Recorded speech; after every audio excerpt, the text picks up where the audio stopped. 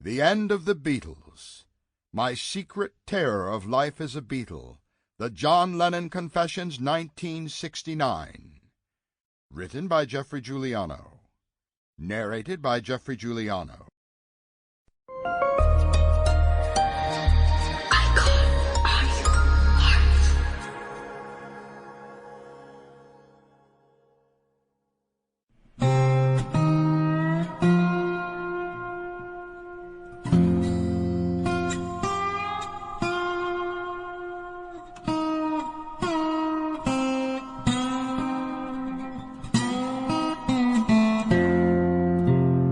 John Lennon circa 1969 was certainly a strange mixture. Having long since jettisoned the homespun Cynthia for the exotic and dangerous Yoko Ono, John, the alleged rebel of the group, was once again a happily married middle-class hippie. Rejecting the Tudor Kenwood for the gleaming Tittenhurst Park in Berkshire, the cantankerous Beatle filled his new home with plasticine donation boxes in the form of blind children with guide dogs, white spray-painted furniture neatly cut in half, enough fur coats to clothe the bird expedition, and according to an old Hare Krishna friend of mine who lived and worked there for some time, more than one nasty hypodermic needle. His adventurous, occasionally heroin-addled mind, they say, was like a cauldron of mixed emotions on his future as a Beatle, his rapidly deteriorating relationships with the other three, the near-constant business troubles at Apple, the upset over his fairly non-existent relationship with his son Julian, the constant thumps from the press, and the public's seeming inability to comprehend or indeed appreciate his various artistic shenanigans with Yoko.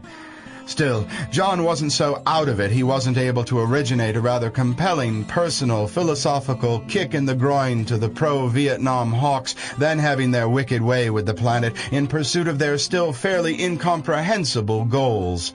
When Lennon reasoned he might as well use the publicity he was bound to receive anyway as King of the Beatles to spread his message of peace on Earth, he should have been applauded rather than maligned. The fact is, taking advantage of the free airtime was not only very canny business-wise, but also extremely generous. Here in this collection you will find the mature fruit of Lennon's highly original thinking. In the beginning, John was little more than a pudgy pop star with a penchant for a catchy hook. Later on, during the Rubber Soul Revolver Sgt. Pepper days, he was preoccupied with his own acid-inspired visions and off-the-cuff soul-searching. In 1969, however, despite the drugs, his public mind was as sharp as a tack. And that's what we have here, perhaps the last surviving remnant of a John Lennon with direction, conviction, purpose, and power, attributes he later surrendered at the feet of Yoko Ono during those last gilded cage years in the spooky Dakota.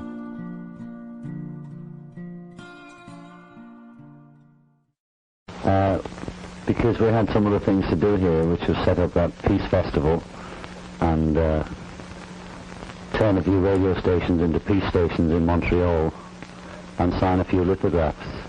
And we like Canada, you know. Well, we just got to keep trying anyway. And we don't believe in experts, you know, or professionals. And we make unprofessional music, films, and peace campaigns. That's just the way we do things, you know. And everybody's responsible of this. You know, we can't leave it to experts all the time. That's why nothing ever happens.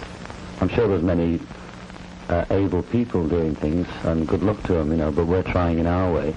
Maybe one day we'll all get together, but we must all do something. No, it's a joke, isn't it? I mean, Paul isn't dead, you know, and if he was, we would have told you, you know.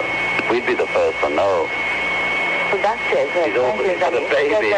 He's recording music for Ringo's film and producing Mary Hopkins, so he's very much alive. It's a joke to us. It's just a joke.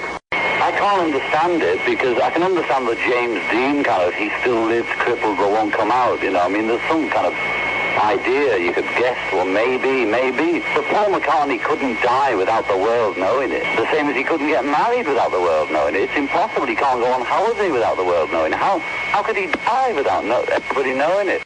He's not on holiday, he's working, he's recording a group called the Ivies, but doing some background music for Ringo's film, The Magic Christian. And I want to be plugging my own stuff, not Paul, so come on, let's get going.